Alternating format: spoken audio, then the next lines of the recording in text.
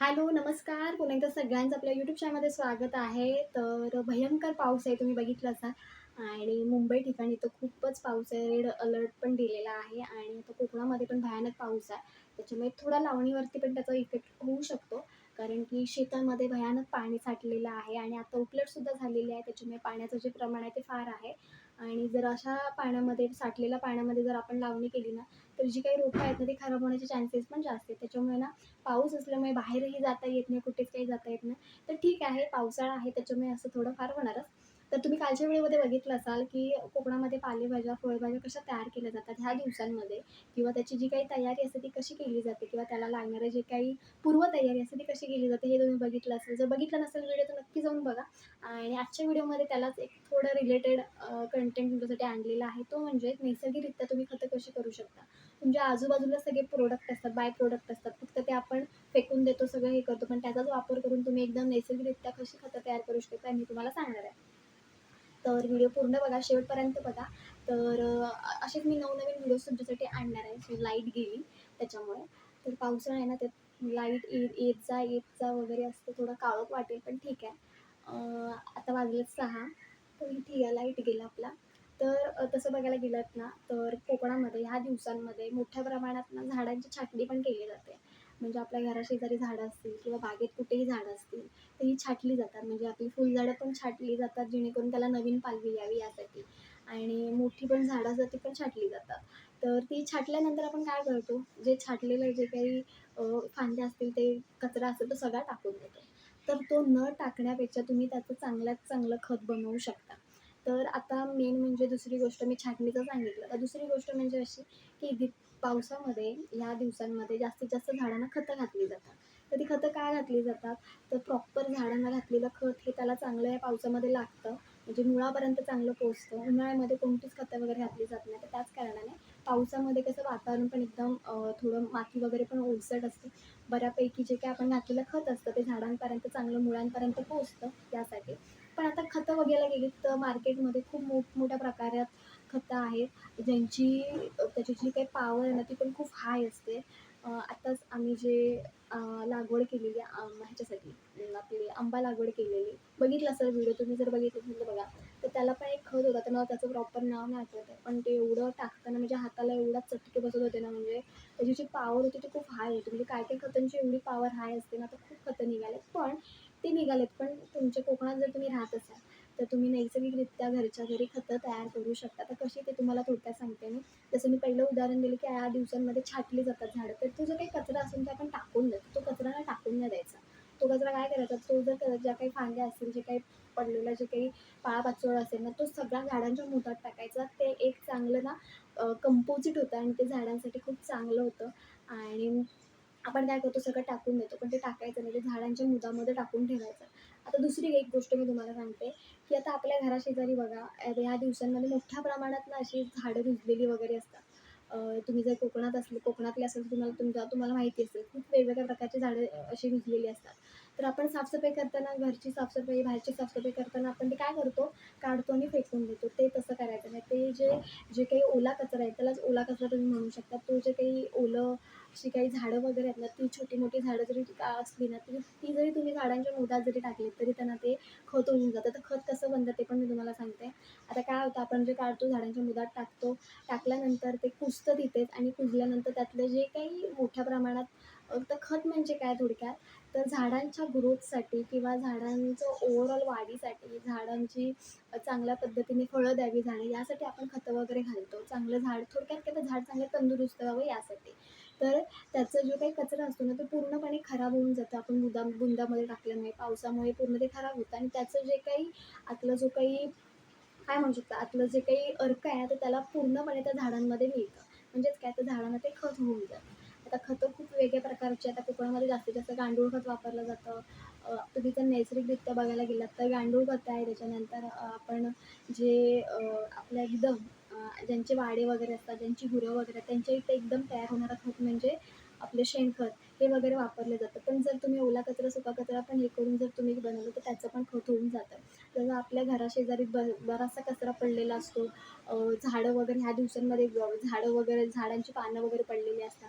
ते आपण काय करतो, घेतो आणि फेकून देतो. तर ते द्यायची ना ती झाडांच्या बुंदावर वगैरे टाकायची.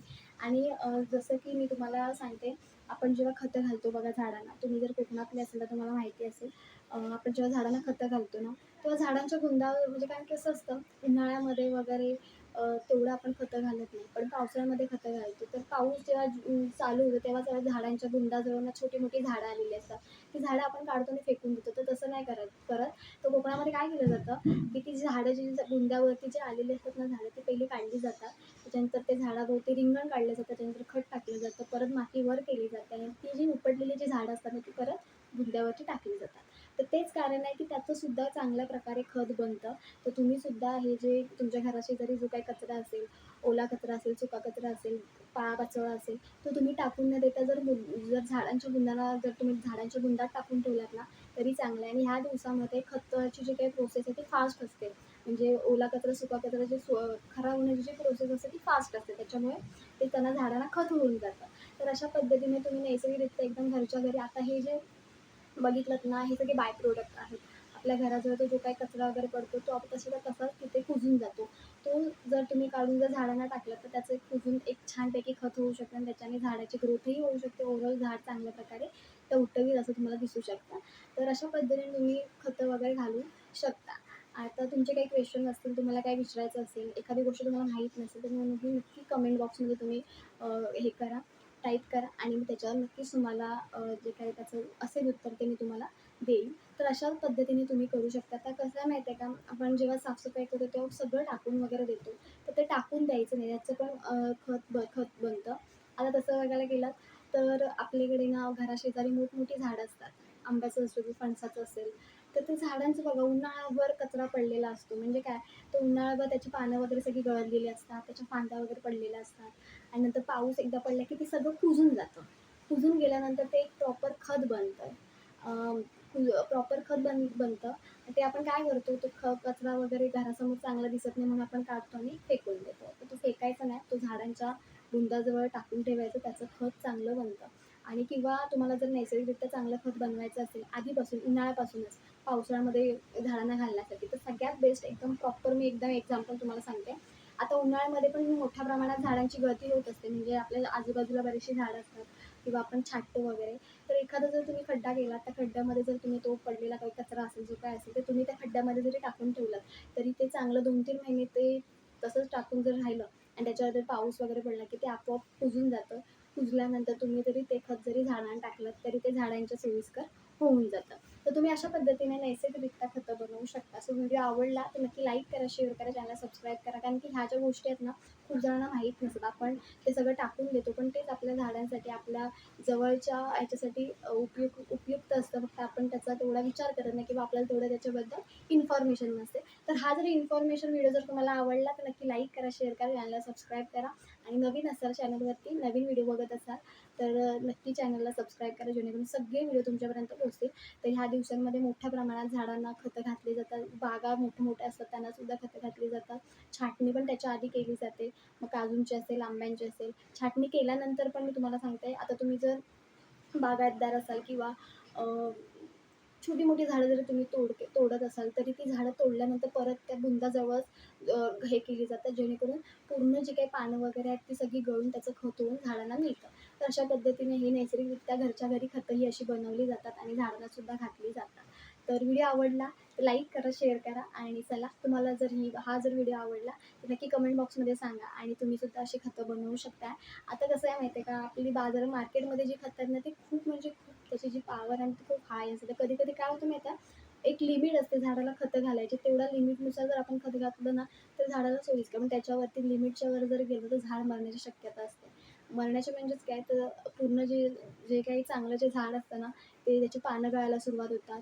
म्हणजे थोडक्यात काय, तर पूर्ण ते मरायची जी काही प्रोसेस असते ती स्टार्ट होते त्याची.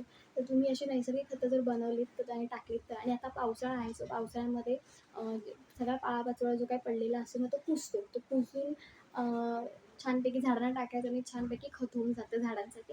तर तुम्हीसुद्धा असं बनवू शकता. तर चला असाच व्हिडिओ घेऊन आपण पुन्हा भेटू. तोपर्यंत बाय बाय. आणि हो, चॅनल सबस्क्राईब करायला अजिबात विसरू नका नवीन असाल तर. तर तुम्ही अशा पद्धतीने ह्या दिवसांमध्ये खतं तयार करू शकता. उन्हाळ्यामध्ये सुद्धा करू शकता. मी सांगितलं कशा पद्धतीने करायचं ते सुद्धा. जो काही खूप सारा कचरा पडलेला असेल, आपण जे काही झाडं तोडलेली असेल ती तुम्ही जरी एका साईडला जरी ठेवली तरी काही हरकत नाही. नंतर ती कुजून सगळा जो काही हे आहे ते खाली पडतं आणि मग तो जे एकदम प्रॉपर खत तयार होतं ते तुम्ही जरी झाडांना टाकलं तरी काही हरकत नाही. तुम्ही जर तुमच्या घराशेजारी खूप सारी अशी झाडं वगैरे आली असतील, ती जरी काढून जरी तुम्ही झाडाच्या बुंदाजवळ जरी टाकली तरी त्याचं खत होऊन जातं. तर अशा प्रकारे कोकणामध्ये खतं वगैरे घातली जातात आणि अशा प्रकारे हे नैसर्गिकरित्या पण खतं वगैरे तयार करून घातली जातात. तर कोकणामध्ये जास्तीत जास्त फेमस म्हणजे गांडूळ खत आणि दुसरी गोष्ट म्हणजे आपलं शेणखत. अशा पद्धतीने पण घातलं जातं आणि तसं बघायला गेलं तर अजून बरीचशी खतं आहेत. आता प्रत्येक म्हणजे त्याचे नाव मला एवढी माहिती नाही. पण बरीचशी खतं आहेत ती पण तुम्ही टाकू शकता. युरिया आहे, सुफला आहे, त्याच्यानंतर अजून बरीच आहेत. त्यानंतर एवढी काही मला माहिती नाही. जेवढी माहिती तेवढी मी तुम्हाला सांगितली. तर अशा पद्धतीने तुम्ही टाकू शकता. पण जर तुम्हाला एकदम एकदम ऑर्गॅनिक असं खत बनवायचं असेल ना, तुम्ही ह्या झाडांपासून तुम्ही बनवू शकता. तर चला बाय बाय. असाच व्हिडिओ घेऊन आपण पुन्हा भेटू.